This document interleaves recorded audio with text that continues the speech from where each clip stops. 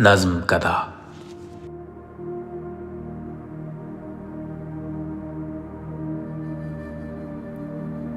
پاگل آنکھوں والی لڑکی، اتنے مہنگے خواب نہ دیکھو، تھک جاؤ گی۔ کانچ سے نازک خواب تمہارے ٹوٹ گئے تو پچھتاؤ گی۔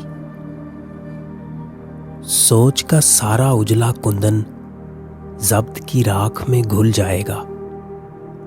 کچے پکے رشتوں کی خوشبو کا ریشم کھل جائے گا۔ تم کیا جانو؟ خواب سفر کی دھوپ کے تیشے، خواب ادھوری رات کا دوزخ، خواب خیالوں کا پچھتاوا، خوابوں کی منزل رسوائی، خوابوں کا حاصل تنہائی۔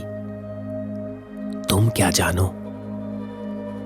مہنگے خواب خریدنا ہو تو آنکھیں بیچنا پڑتی ہیں یا رشتے بھولنا پڑتے ہیں۔